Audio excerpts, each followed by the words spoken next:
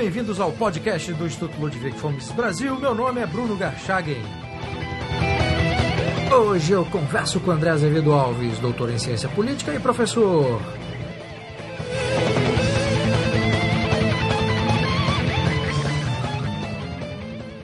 Seja muito bem-vindo, André. Obrigado, Bruno. André, num artigo publicado na edição mais recente da revista Political Studies, você e o professor John Meadowcroft procuram demonstrar um equívoco na afirmação que Hayek faz no livro Caminho da Servidão, né, de que um sistema de economia mista é inerentemente instável e que uma intervenção prolongada na economia conduzirá necessariamente uma sociedade a um regime totalitário. Aí ele tem uma concepção própria do que seria esse regime totalitário. Então eu queria que você explicasse, André, o que é de errado com essa afirmação do Hayek. Ok, antes de mais, obrigado novamente pelo convite, Bruno. É que, salvo erro, minha terceira vez aqui nos podcasts e participo sempre com muito gosto. Em relação ao artigo, o que eu e o John Meadowcroft procuramos fazer, e se calhar começo por contextualizar um pouco a pesquisa, antes de entrar no argumento propriamente dito do artigo, o que nós estamos a procurar fazer, dizia eu, é combinar contributos da chamada teoria da escolha pública, ou public choice, com a teoria da escola austríaca, com as ideias e os contributos da escola austríaca, e tentar ver de que forma, utilizando os contributos destas duas escolas de pensamento, podemos responder melhor ou desenvolver melhores argumentos para responder melhor aos principais problemas contemporâneos em termos de, podemos dizer, de economia política, não é? Da realidade internacional, da evolução dos sistemas políticos e dos sistemas económicos. E neste artigo, que representa, por assim dizer, o primeiro output, o primeiro resultado publicado deste projeto de pesquisa que vimos desenvolvendo já desde há alguns anos.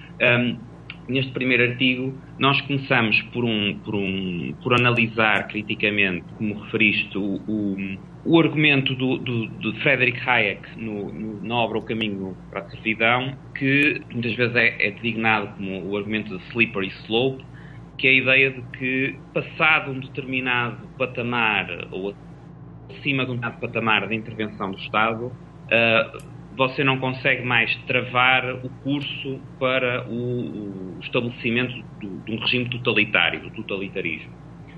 E este é um argumento que este argumento de Hayek vem sido muito criticado, nomeadamente por autores social-democratas e por autores não liberais, praticamente desde que foi inicialmente formulado, nos anos 40 do século XX.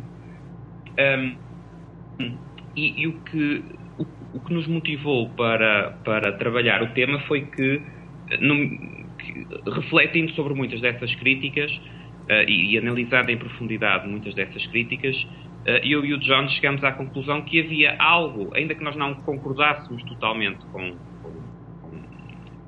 a conclusão das críticas, de que isso invalidava todo o raciocínio de Hayek, mas que havia algo nessas críticas que era difícil do ponto de vista empírico, do ponto de vista, digamos, de confronto com a realidade, de não considerar de facto paradoxal. E passo a explicar o quê. Quando Hayek escreveu A Road to Serfdom, Caminho para a Servidão, na primeira metade dos anos 40, basicamente o aviso que se traduzia nessa mensagem principal do livro era de que, se nós continuássemos no período pós-guerra aumentando o intervencionismo estatal, as democracias liberais ocidentais basicamente colapsariam e se tornariam em regimes totalitários.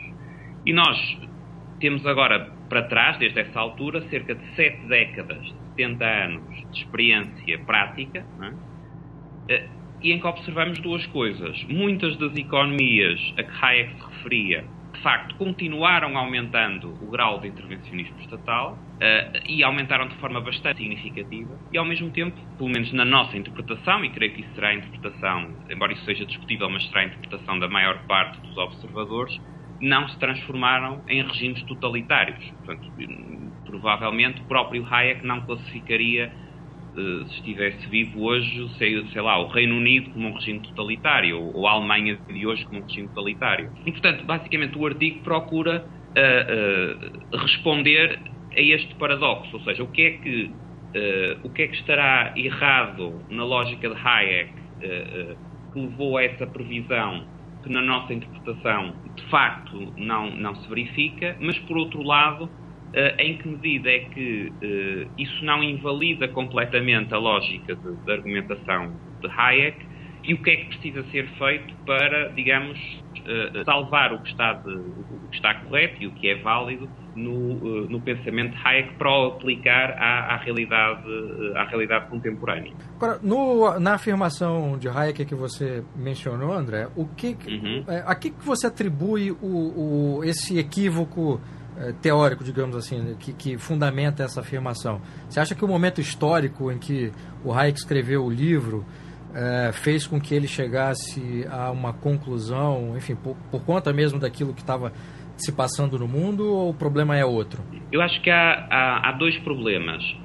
Há um problema que tem a ver, de facto, com o momento histórico, ou seja, se você está escrevendo na primeira metade dos anos 40 do século XX, o argumento parece empiricamente muito mais forte do que hoje, e, portanto, quer dizer, olhando para o que se passou nos anos 20 e nos anos 30 do século XX, o argumento intuitivamente parece mais forte, mas eu creio que, e essa é a nossa linha principal de argumentação no artigo, eu creio que essa não é a resposta principal. Eu creio que há o que nos parece, e nós procuramos desenvolver no artigo, é que embora Hayek tenha em muitos aspectos antecipado, e de uma forma mais profunda do que muitas vezes lhe é reconhecido, conceitos de teoria da escolha pública, como o conceito de rent-seeking, ele, embora tenha antecipado o conceito,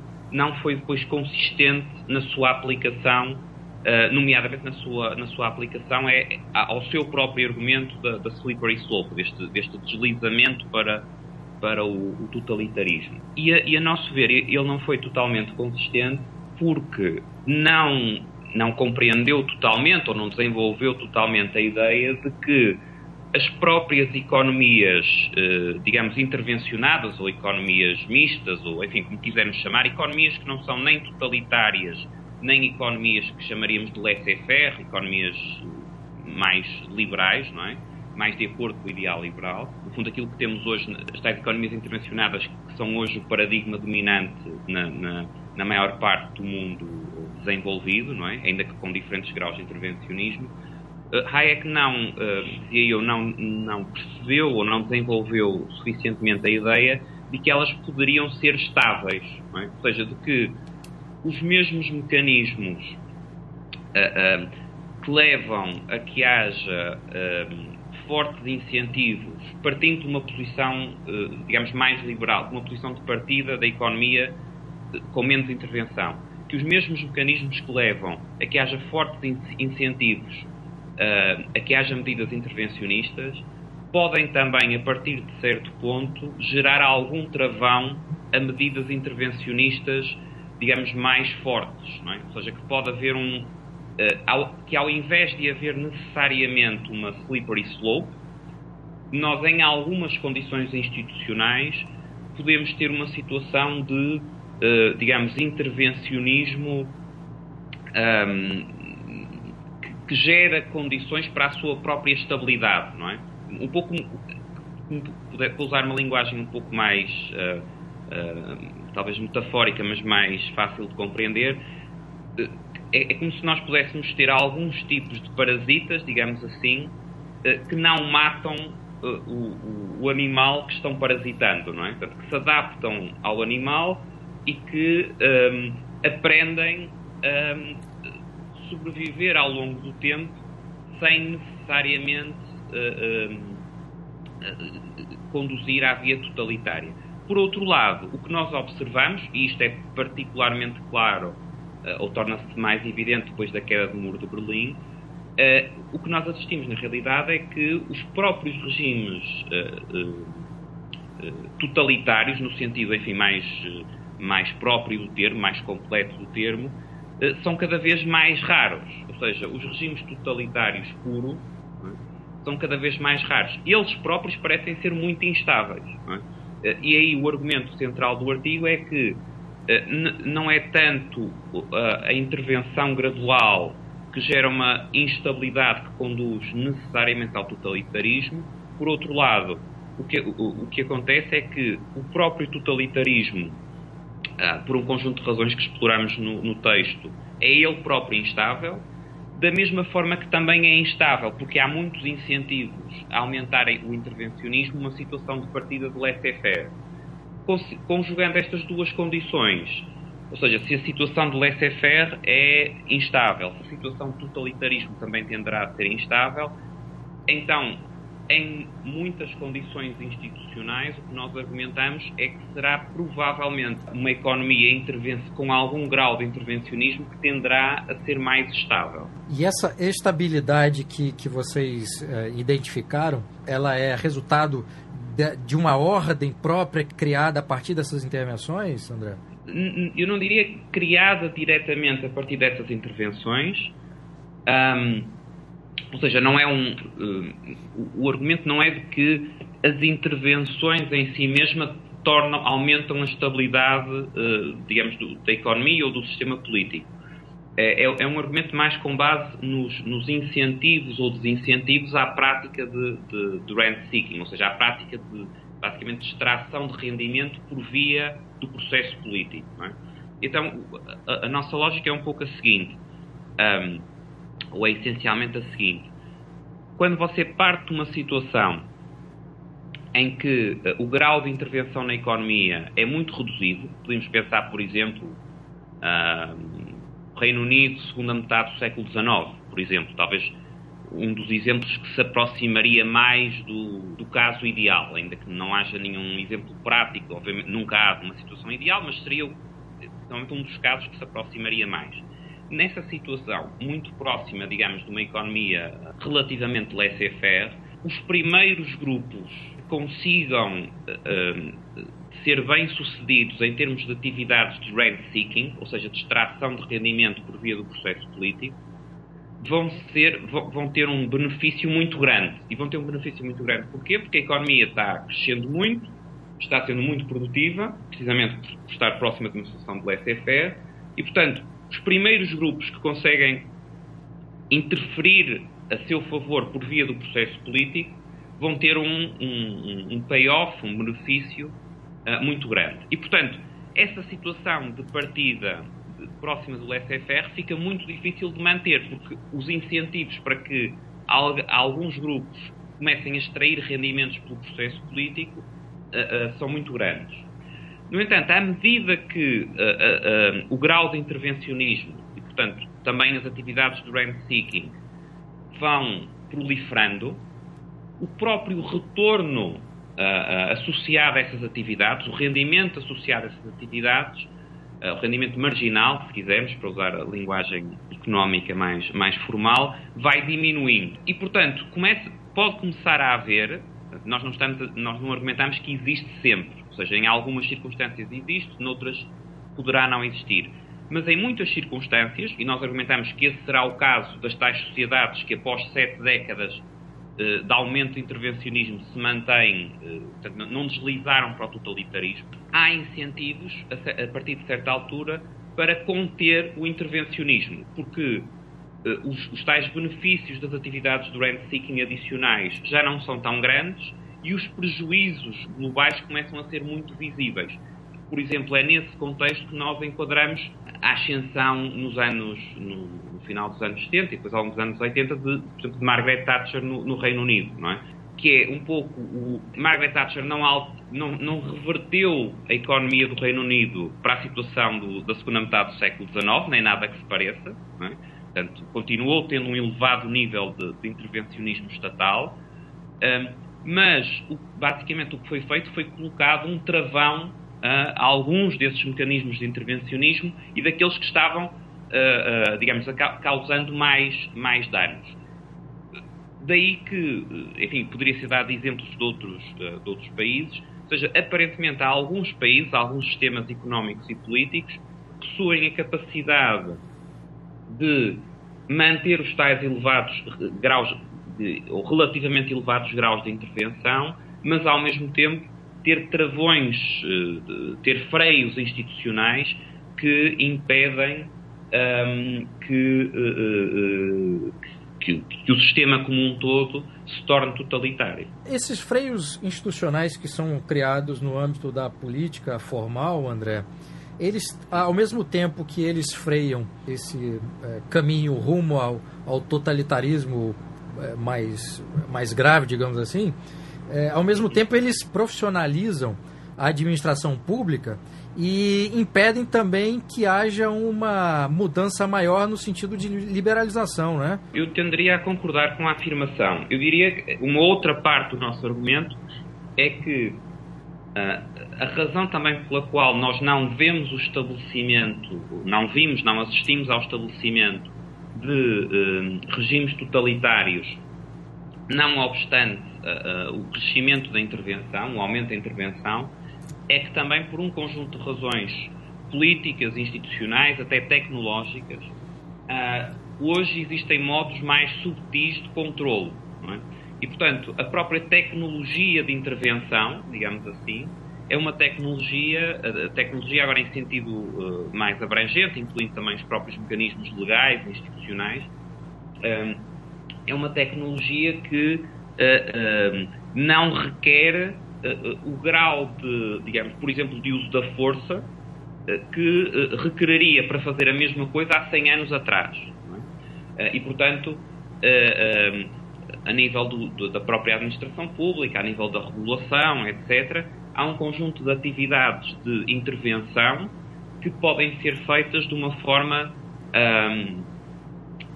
e que acabam sendo feitas de uma forma mais subtil, o que mais uma vez ajuda a compreender porque é que o tal deslize, a tal queda para o totalitarismo não é inevitável.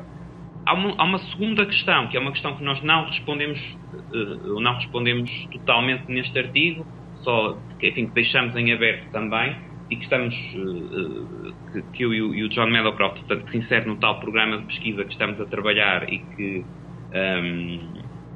espero que possamos nos próximos tempos, a curto e médio prazo, ter algumas respostas mais satisfatórias para essa pergunta, é porque é que, em algumas situações, por exemplo, aconteceu na maior parte da Europa, o que acontece nos Estados Unidos, o que acontece na Austrália, nós assistimos a um aumento dos níveis de intervenção nas últimas 5, 6, 7 décadas, mas os tais freios institucionais funcionam e evitam, e mantêm a estabilidade desta situação intermédia. E porquê é que, noutros casos, para dar um exemplo que creio também não será muito controverso, pensemos, por exemplo, a Venezuela, não é? Porque é que, noutros casos, há, de facto, um deslizamento para um regime, se não totalitário, pelo menos fortemente autoritário, e claramente deixa de ser uma democracia liberal tradicional. Ou seja, porque é que, nos casos, embora em muitos casos haja esta estabilidade e não se verifique o argumento original da slippery slope do Hayek, noutros casos nós assistimos, de facto, a esse deslizamento, se não, para um regime totalitário puro, para regimes mais fortemente autoritários. E essa é uma questão que, nós não conseguimos responder totalmente no artigo, mas que, dentro da mesma linha de pesquisa de conjugar contributos da teoria da escolha pública e da escola austríaca, nós vamos tentar também encontrar algumas respostas mais satisfatórias, no fundo, para a questão de o que determina a estabilidade ou instabilidade das tais economias intervencionadas. O que é que você precisa ter em termos institucionais para conseguir evitar o tal deslizamento para o totalitarismo, que, se não estiver presente, pode aí sim, portanto, levar a que o intervencionismo acabe conduzindo a uma situação de totalitarismo, ou muito próxima de totalitarismo. É interessante quando você mencionou que o avanço tecnológico permitiu que os governos conseguissem exercitar um controle de uma forma mais sutil. E ao fazer isso, essa forma de controle ela também se torna escondida para o grosso da sociedade, né? Só mesmo quem acompanha o desenvolvimento de um governo é que consegue identificar essa forma mais sutil de controle. E, por outro lado, essa forma mais sutil de controle ela também dificulta uma reação, né? Inclusive institucional, né, André? Sim, e também dificulta a própria compreensão de qual é a natureza do controlo, não é? Por exemplo, na maior parte das sociedades desenvolvidas, e a que nós no artigo argumentamos que não se verificou tal argumento de Hayek, muito poucas, hoje em dia, têm, por exemplo, controle de preços diretos. Não é? Portanto, isso foi algo que praticamente existe ainda um exemplo, às vezes num setor ou noutro setor, mas em economias desenvolvidas, o controle de preços, a fixação de preços pelo governo, digamos, pura e dura, não é? Portanto, o governo determinar o preço de bens e serviços é algo que se tornou bastante raro. Agora, isso não quer dizer que muitos dos preços que existem nessas economias não sejam influenciados de várias formas, por várias formas de intervenção estatal. Quer dizer, o que se passa é que o controle de preços direto é algo que tem consequências, mais uma vez, basta olhar para a Venezuela, é algo que tem consequências absolutamente devastadoras. Não é? Ou seja, se você estabelece controle de preços, tem imediatamente se estabelece preços máximos, por exemplo, abaixo do que seria o preço de mercado, vai imediatamente ter escassez dos bens, vai imediatamente ter prateleiras vazias, vai ter filas de pessoas que não encontram os bens e tudo isso. E isso seria, na lógica tradicional do Hayek, um dos mecanismos que depois levaria a que o governo precisasse mais poder para racionar os bens, usar mais força e, ao fim de muito pouco tempo, você está com um regime basicamente totalitário, não é? Que começou por controlar preço e acaba a dizer o que é que cada família, o que é que cada pessoa pode consumir e a ter que usar a força para determinar isso. Mas o que é que se passa nas tais outras economias que têm um nível relativamente elevado de intervencionismo, mas que não deslizaram, conseguiram evitar o deslizamento para sistemas totalitários, ou para regimes totalitários? O que se passa é que essas medidas mais extremas e com consequências mais catastróficas são medidas que a maior parte desses governos, ou a totalidade desses governos, já não toma. Portanto, evitou, basicamente saiu do menu de políticas, pelo menos na maior parte das áreas. Ao invés, o que usa são um conjunto de mecanismos diretos e indiretos, precisamente mais subtis, de subsídios, de taxas, de impostos, de regulações sobre como produzir, quem pode vender, onde pode vender, que regras tem que cumprir. Enfim, usam uma rede de regulações, de aspectos fiscais, de subsídios, etc., que vão ter efeitos também redistributivos, ou seja, vai haver gente ganhando e perdendo com isso, e quem está mais perto e tem mais influência junto dos governos vai conseguir ganhar com isso, e muitas vezes o público em geral vai perder com isso, mas não vai gerar a tal situação em que você não tem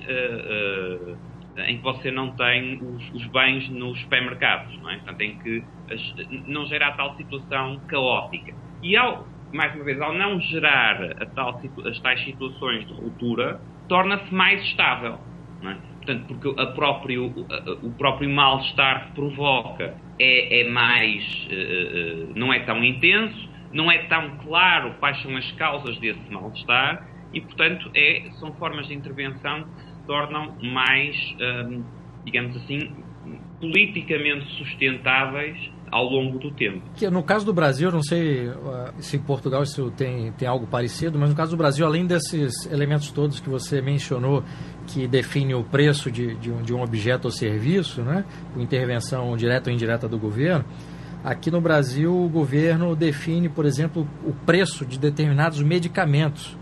Então a companhia farmacêutica não pode vender um produto, quer dizer, não tem liberdade nenhuma para definir o preço daquele produto. Você tem um teto ali que a empresa tem que obedecer. Agora, André, eu queria voltar naquilo que você falou sobre a estabilidade e instabilidade, né?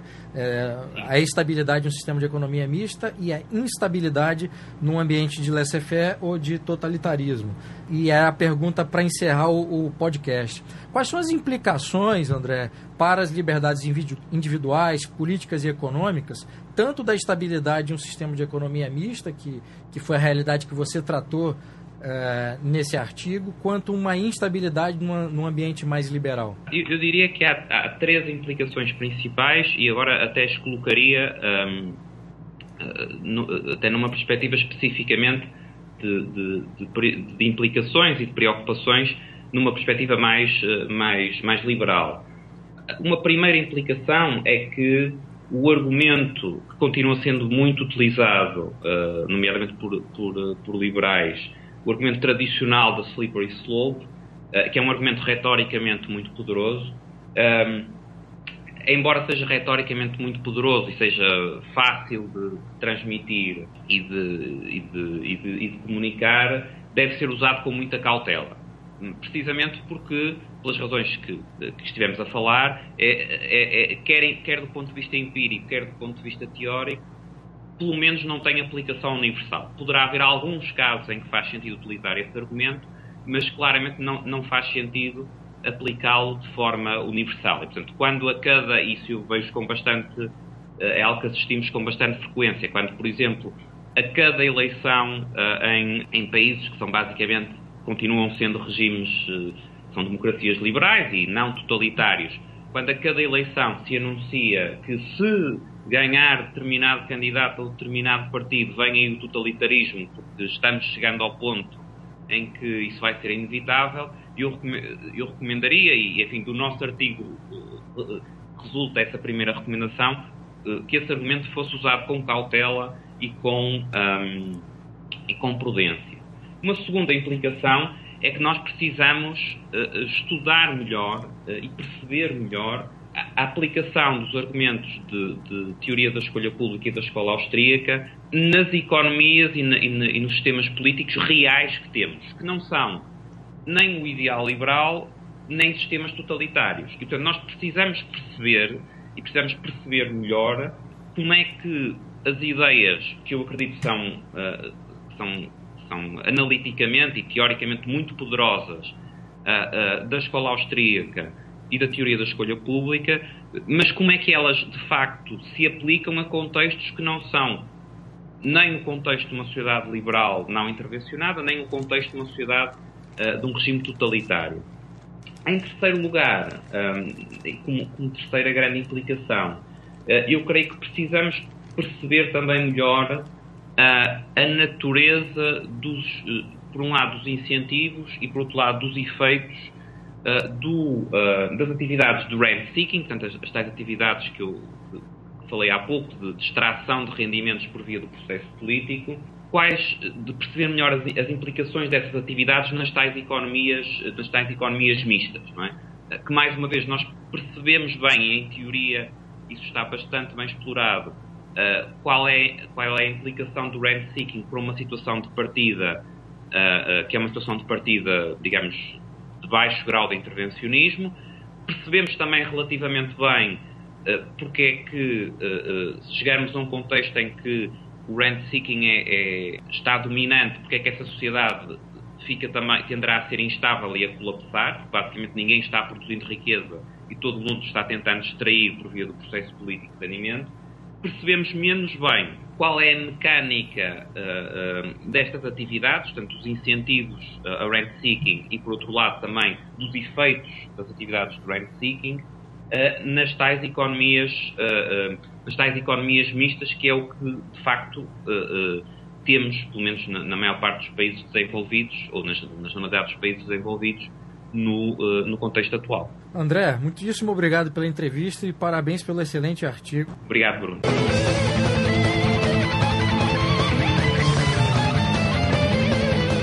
Este foi o podcast do Instituto Ludwig von Mises Brasil. Meu nome é Bruno Garchagen.